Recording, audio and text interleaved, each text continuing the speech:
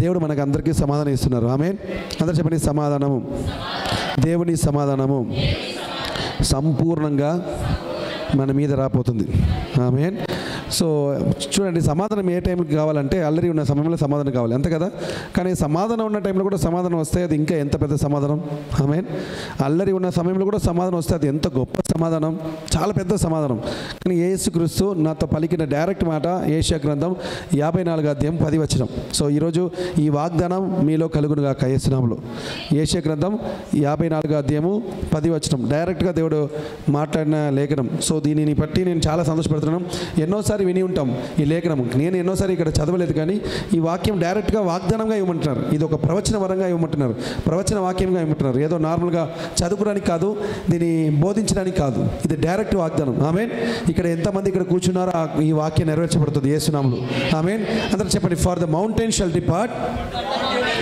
ఇంగ్లీష్లో చెప్పండి, నేర్చుకోండి. For the mountain shall depart and the hills be removed, but my kindness shall not depart from you, neither shall thy covenant of my peace be removed, says the Lord that has mercy on you.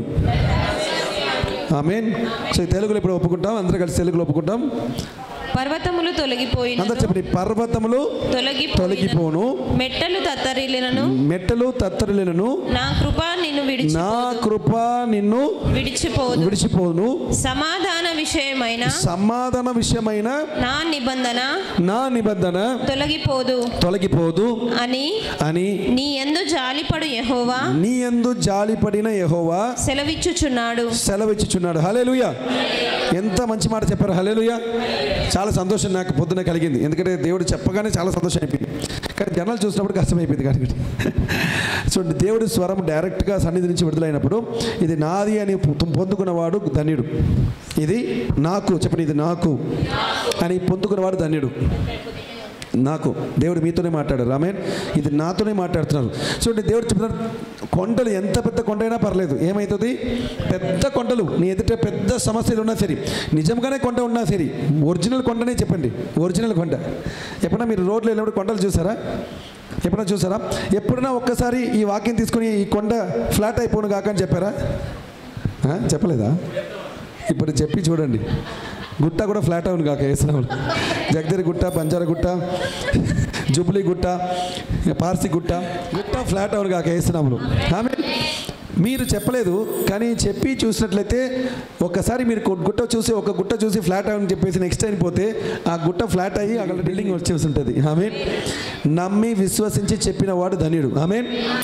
విశ్వసించిన వాడు చెప్పిన తర్వాత మర్చిపోతాడు. యేసుక్రీస్తు ఒక అంజూర చెట్టు చూసి ఏం చెప్పాడు? ఇది మొదలుకొని ఫలించకుండా ఉండుని కాక అన్నాడు. ఉండుని కాక అని చెప్పింది, వెళ్ళిపోయినాను. నెక్స్ట్ రోజు ఆయన పొద్దున సమయంలో అదే దారిలో వెళ్తున్నారు, కానీ ఒక్కసారి కూడా తిరిగి ఆ అంజూర చెట్టు చూడనే లేదు. ఒక్కసారి కూడా తిరిగి, ఎందుకు? కానీ ఎవరు చూశారు? పేతురు. యేసు అన్నాడు. ఏమన్నారు? యేసు ఇంకొకసారి చూడు అన్నాడు. చూసి ఆయన చెప్పిన మాట అయితే మార్క్ 11వ అధ్యాయంలో చూడండి. ఆయన చెప్పిన మాట ఏంటిది? ఇదిగో చూడండి, ఒక్కసారి రబీ అన్నాడు. ఏమన్నాడు? రబీ అన్నాడు. 11వ అధ్యాయంలో 20 వచనం చూడండి.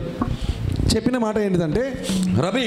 ప్రొద్దున వారు మార్గమున పోవుచుండగా ఆ అంజురపు చెట్టు వేలు మొదలుకొని ఎండియుండుట చూచిరి. ఎవరు చూచిరి? అప్పుడు పేతురు ఆ సంగతి జ్ఞాపకమునకు తెచ్చుకొని, బోధకుడా, ఇదిగో నీవు శపించిన అంజూరపు చెట్టు ఎండిపోయినని ఆయనతో చెప్పెను. అందుకు యేసు వారితో ఇట్లనెను, మీరు దేవుని యందు విశ్వాసం ఉంచుడి. ఎవడైనను ఈ కొండను చూసి, ఓకే పర్లేదు, మీరు దేవుని యందు విశ్వాసం ఉంచుడి అని ఎందుకు చెప్పారు? ఎట్లా చెప్పారు? నేను చెప్పినా మీకు గుర్తుందా? ఎట్లా చెప్పి ఉంటారు ఈ లేఖనం? చెప్పండి, అందరూ చెప్పండి. అయ్యో, విశ్వాసం ఉంచండి రా దేవుడి దగ్గర అన్నారు. హల్లెలూయా. తెలుగులో ఎలా ఉంది వాక్యం? మీరు దేవుని యందు విశ్వాసం ఉంచుడి. అట్లా కాదు, మీరు చెప్పండి, మీరు దేవుని యందు విశ్వాసం ఉంచండి రా అని అన్నాడు. ఆమేన్.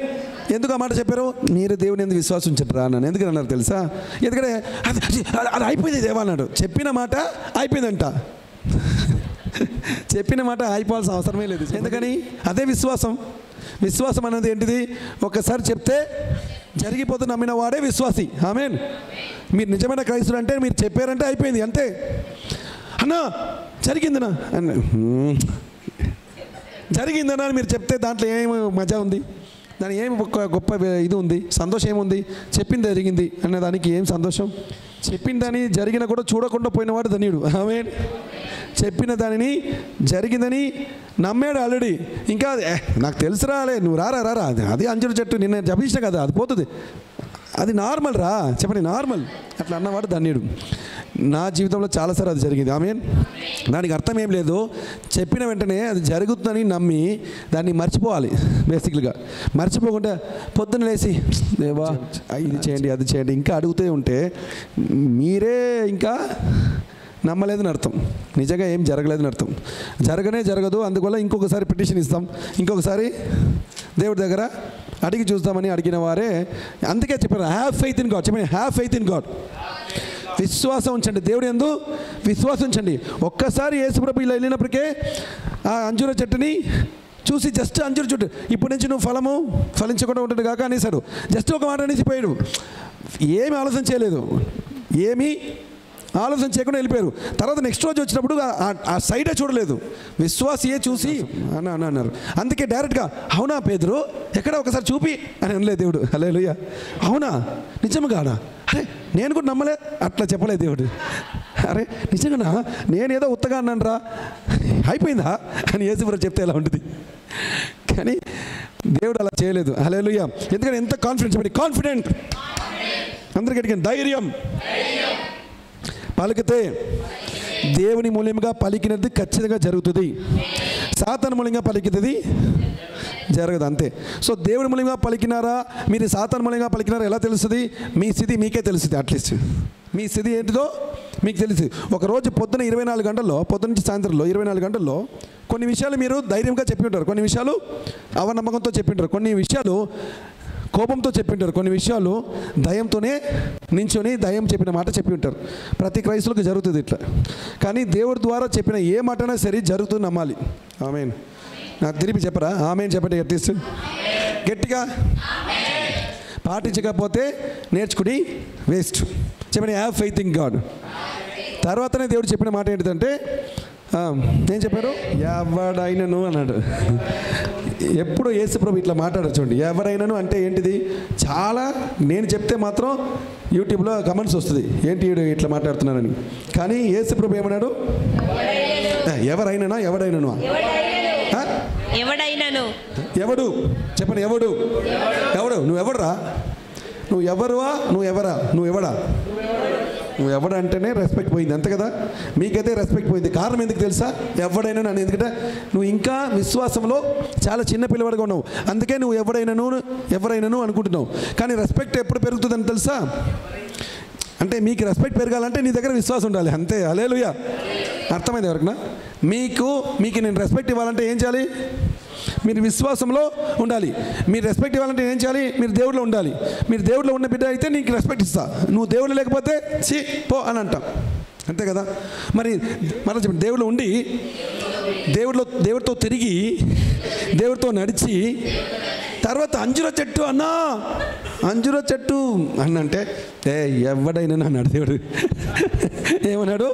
ఎవడైనాను. నీకు రెస్పెక్టే లేదురా పో. మీ అందరికి ఎవరికి రెస్పెక్ట్ లేదు. ఎవడైనాను ఈ కొండనే చూసి నీవు ఎత్తబడి సముద్రంలో పడవే. మామూలుగా అందరూ అనుకున్నారు కొండ అనగానే అందరికీ తెలుసు ఇది ఒక సమస్య అని. కొండ అంటే ఏంటిది? అందరికీ తెలుసు. లోకంలో ఉన్న ప్రతి క్రైస్తవుడు తెలుసు కొండ అంటే కానీ మహేష్ పాల్ తెలుసు కొండ అంటే కొండ అని. హల్లెలూయా. సమస్యతో పాటు కొండ అనేది కొండ కూడా తీసుకోవాలి. ఆమేన్. కొండని కొండగా కూడా చూడొచ్చు, కొండని సమస్య కూడా చూడొచ్చు, మీ ఇష్టం అది. మీరు ఒక జర్నీకి వెళ్తున్నారు, ఒక దారికి వెళ్తున్నారు, ఊరికి వెళ్తున్న సమయంలో సడన్గా ఒక కొండ అక్కడ ఉంది. ఆ కొండ ఉంది కాబట్టి మీ రోడ్డు ఏం చేస్తున్నారు? వాళ్ళు తిప్పుతూనే ఉన్నారు. ఘాట్ రోడ్ అంటారు కదా, అటు తిరిగి ఇటు తిరిగి ఈ కొండ ఎక్కి ఆ కొండ ఎక్కి లాస్ట్కి కొండకి వెళ్తాం. ఎందుకంటే మధ్యలో కొండ చాలా పెద్దగా ఉంది కాబట్టి, అంతే కదా. అప్పుడు మీరు ఏం చేయాలి?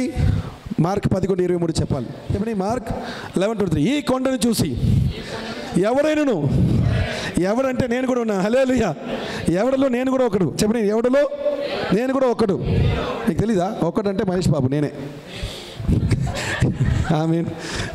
ఎవడైనా ఆ కొండను చూసి, ఇంతమంది తిరుగుతున్నారు దేవా, చెప్పండి, ఇంతమంది ఈ కొండ వలన చుట్టూ కిలోమీటర్ పెంచుతున్నారు దేవా, కిలోమీటర్ రేటు 110 అయిపోయింది దేవా, నేను కొండను చుట్టూ తిరగను దేవా. ఆ కొండను చూసి ఇప్పుడే పలుకుతున్నాను, అది ఎత్తబడి, మరి సముద్రంలో పడితే సునామీ వస్తుంది దేవా, సముద్రంలో వద్దు, ఎత్తబడి ఫ్లాట్ అవును కాగా లెవెల్ కాదు, తేలి. ఇప్పుడే కదా ఏషియా 54:10 దేవుడు చెప్పిన మాట ఇప్పుడే కదా చెప్పారు, మీతోనే దేవుడు చెప్పారు. మీరేం చెప్పాలి? కొండలు పర్వతములు తొలగిపోయినను. సో కొండలు ఏమవుతుంది? తొలగిపోతుంది యేసునామములో. ఆమేన్. మెట్టలు ఫ్లాట్ అయిపోతే కూడా తెత్తరిల్లును. ఏమన్నారు దేవుడు? నా కృప నిన్ను విడిపోను. హల్లెలూయా. అందరూ చెప్పండి, కొండలు మెట్టలు ఏది నాకు అడ్డగా ఉన్నను అదంతా తొలగిపోనుగా యేసునామములో. గట్టిగా పలకండి, తొలగిపోనుగా యేసునామములో. నా ఎదుట ఉన్న కొండలు, నా ఎదుట ఉన్న మెట్టులు తొలగిపోనుగాక. నా ఎదుట ఉన్న సమస్యలు, నన్ను అడ్డంగా ఉన్న సమస్యలు, నన్ను పెంచకుండా ఉన్న సమస్యలు, నన్ను నెక్స్ట్ లెవెల్కి తీసుకెళ్లకుండా ఉన్న సమస్యలు, నన్ను నెక్స్ట్ దారిలో తీసుకెళ్లకుండా ఉన్న సమస్యలు ఇప్పుడే తొలగిపోనుగాక యేసునామములో.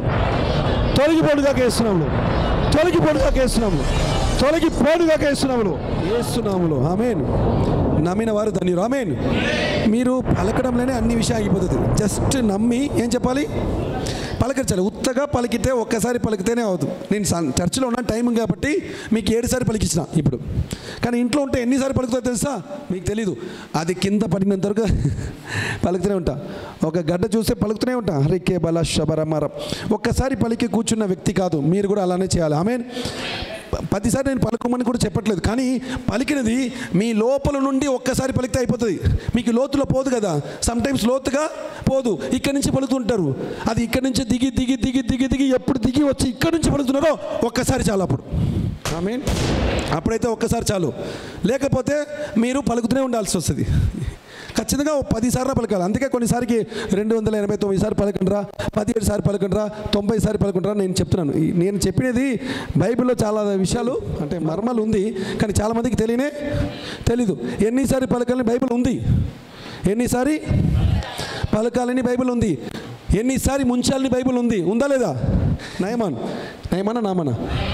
నయమానికి 7 సారి మునుగమని ఎందుకు చెప్పారు ఎలీషా ప్రవక్త అని? ఏ లెక్కతో చేశాడు? ఏ లెక్కతో చెప్పినాడు? ఎక్కడి నుంచి ఆయనకి నంబర్ 7 కనిపించింది? 7 నంబర్ ఎందుకు కనిపించింది ఆయనకి? నేను ఎలీషా ఉంటే పక్కన నా క్యాలెండర్లో కనిపించి ఉంటుంది. సత్యం చెప్పాలంటే ఏదో ఒక లెక్క ఉంది. ఆమేన్. ఉత్తగా మన స్తోత్రం చెప్తామా? స్తోత్రం అంటామా? ఎందుకు 3 స్తోత్రం? కుమారుడికి, తండ్రికి, పరిశుద్ధాత్మ. ఆమేన్ అనబడిని నెహెమ్యాలో రాయబడింది. ఎస్రా గ్రంథంలో ఆమేన్ చెప్పారంట వాక్యం చెప్పి ముగించిన తర్వాత. ఎందుకు చెప్పారు 3 సారి?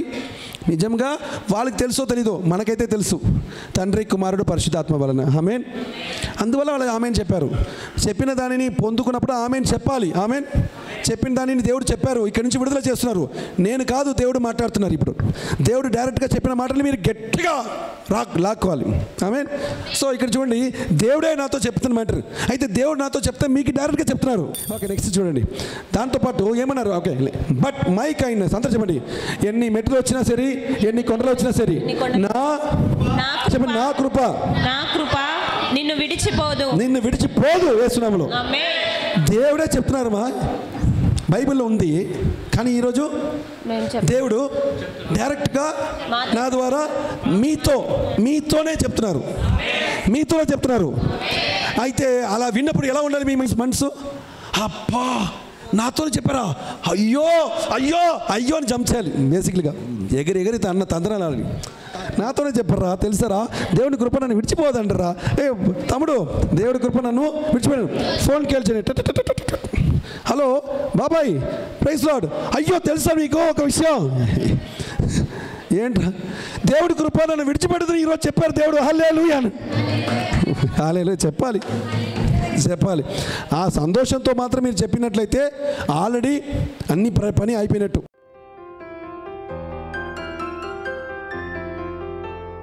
Praise Lord. మరొకసారి మిరకల్ 365 సిరీస్ ద్వారా మీ అందరినీ కలుసుకోవడం చాలా సంతోషంగా ఉంది. దేవుడు నా పట్ల చేసిన గొప్ప అద్భుతాలని దేవుని వాక్యంతో కలిసి చెప్పడము ఈ ప్రోగ్రాం ఒక ముఖ్య ఉద్దేశం. సో ఈరోజు ఉన్న మిరకల్స్ ఏంటంటే, ఈరోజు దేవుని వాక్యము కీర్తన గ్రంథం.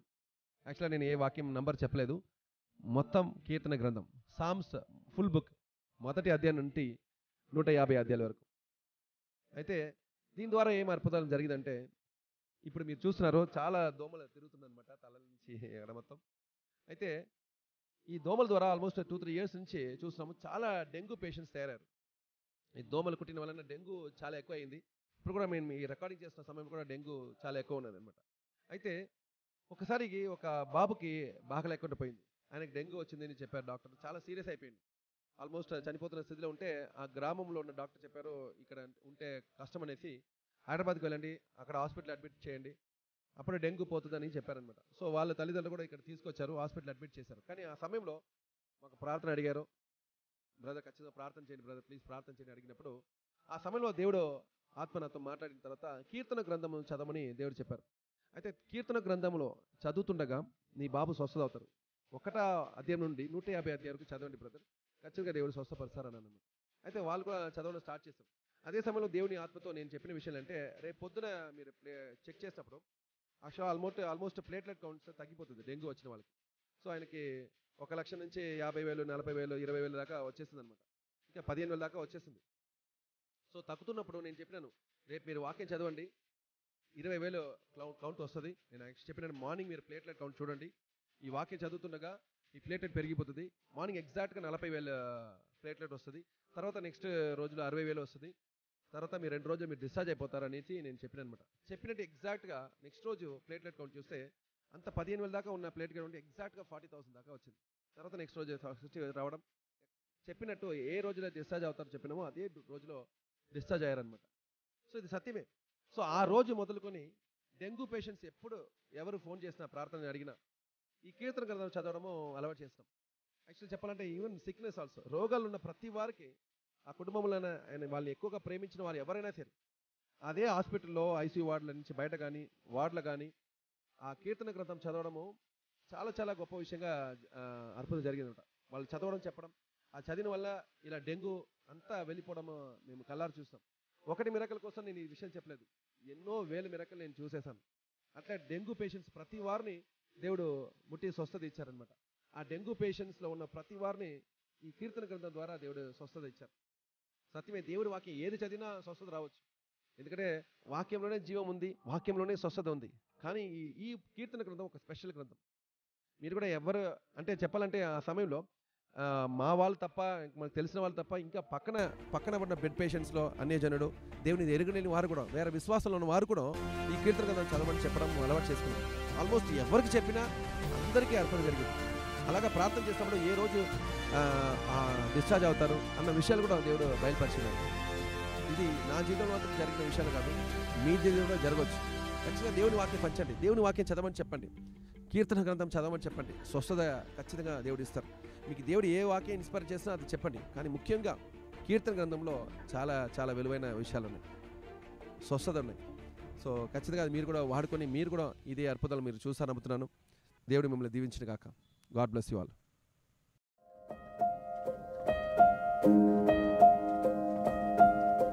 హల్లెలూయా, హల్లెలూయా. మన జీవితంలో ఏదైతే గొప్ప రీతిగా సాక్ష్యాన్ని మనకి ఇచ్చాడో అది ఇతరులకి ఆదరణగా ఉంటుందంట. సో అది దాచిపెట్టొద్దు అనేసి దేవుడు పదే పదే చెప్తున్నాడు. నేను ఒకటే అనుకున్నా, దేవా నేను ఈరోజు సాక్ష్యం చెప్పాలా వద్దా అనేసి అనుకున్నప్పుడు, నేను వచ్చింది ఇప్పటికీ లేట్ అయిపోయింది దేవా, ఒకవేళ సంఘంలో ఎవరైనా సాక్ష్యం చెప్తూ ఉంటే నేను వెళ్ళేప్పటికీ మీరు నాకు సాక్ష్యం చెప్పడానికి అనుమతి ఇచ్చారు, నేను దాచకూడదు అనేసి మీరు నాకు కన్ఫర్మేషన్ ఇచ్చినట్లు లేదంటే నేను చెప్పలేను దేవా అనేసి దేవుడిని సూచన అడిగాను. ఎందుకంటే దేవుడు మనల్ని ఏం చెప్పాడంటే, మీకు సమాధానం ఇస్తున్నానా లేదా అనేసి అన్నప్పుడు మీరు దేవుని సూచనలు అడగమని చెప్పాడంట, సైన్స్ అడగమన్నారంట.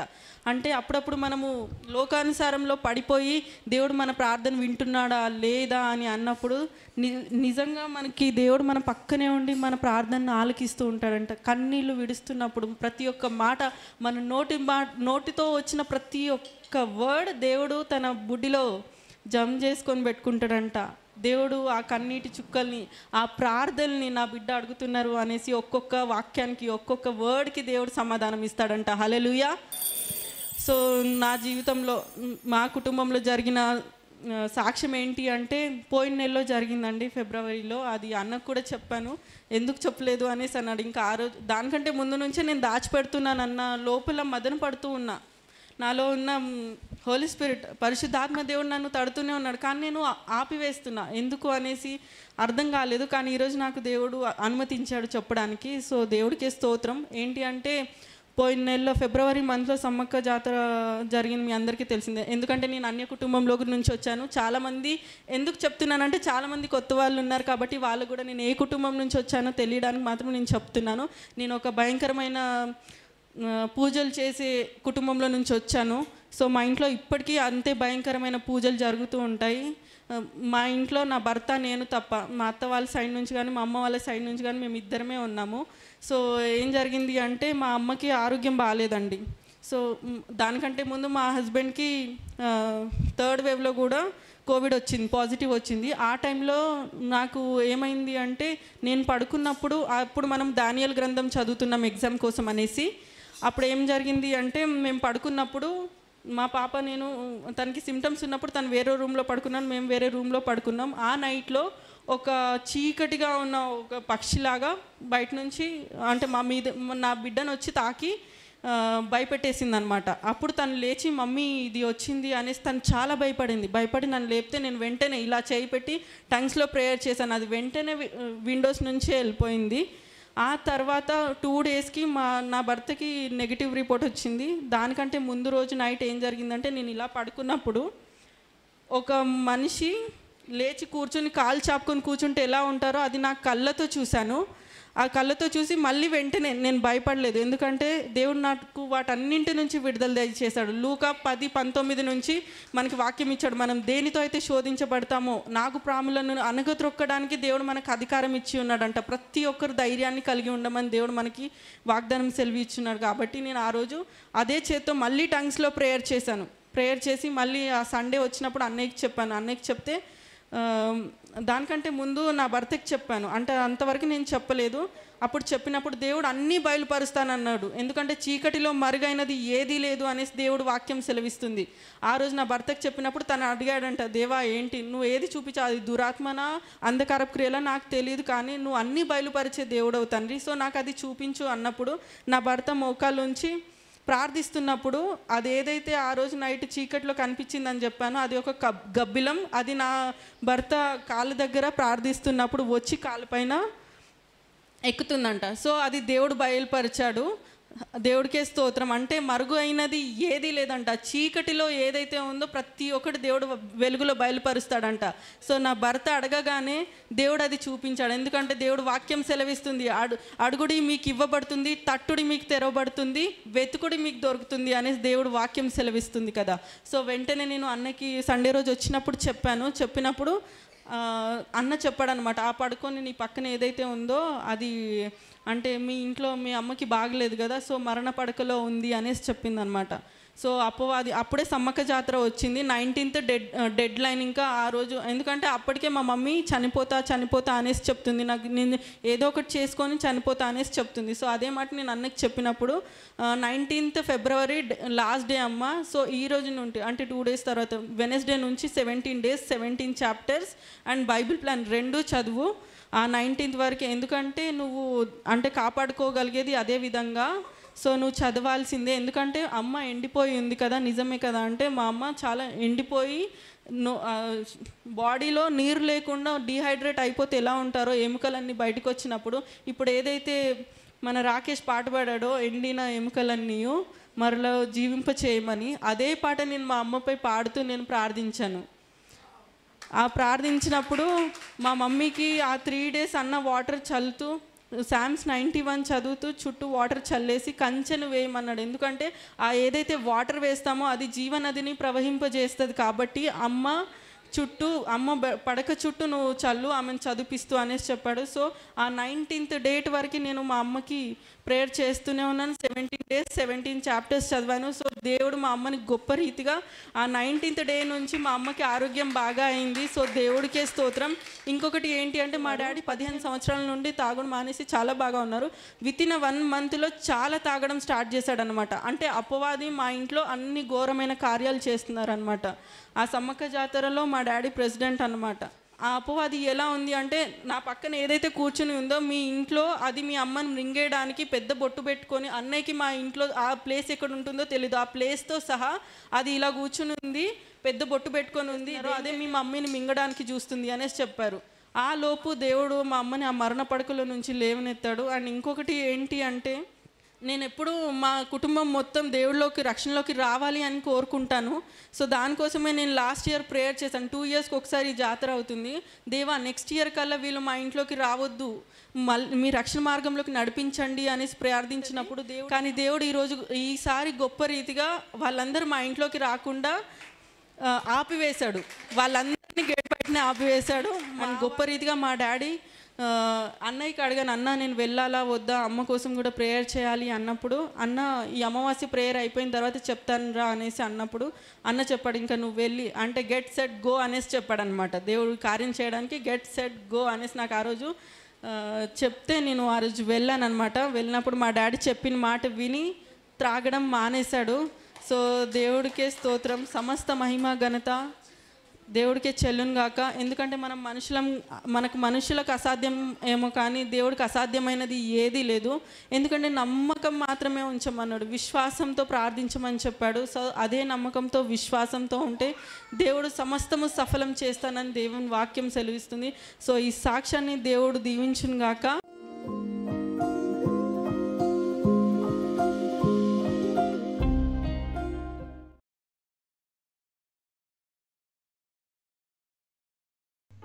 తెలుగు రాష్ట్ర ప్రజలకు గొప్ప శుభవార్త. వివిధ దేశాలలో బహుబలంగా దేవునిచే వాడబడుచున్నటువంటి గొప్ప దైవజనులు రెవరెండ్ డాక్టర్ మహేష్ పాల్ గారిచే ప్రతిరోజు రాత్రి 11 గంటలకు క్రీస్తే మన వెలుగు ప్రోగ్రాం ద్వారా మన నిరీక్షణ టీవీలో బైబిల్ మర్మాలతో కూడిన ప్రత్యేక వాక్య సందేశమును అందిస్తారు. తప్పక వీక్షించండి. Don't miss it. తెలుగు రాష్ట్ర ప్రజలకు గొప్ప శుభవార్త. వివిధ దేశాలలో బహుబలంగా దేవునిచే వాడబడుచున్నటువంటి గొప్ప దైవజనులు రెవరెండ్ డాక్టర్ మహేష్ పాల్ గారిచే ప్రతిరోజు రాత్రి 11 గంటలకు క్రీస్తే మన వెలుగు ప్రోగ్రాం ద్వారా మన నిరీక్షణ టీవీలో బైబిల్ మర్మాలతో కూడిన ప్రత్యేక వాక్య సందేశమును అందిస్తారు. తప్పక వీక్షించండి. Don't miss it. తెలుగు రాష్ట్ర ప్రజలకు గొప్ప శుభవార్త.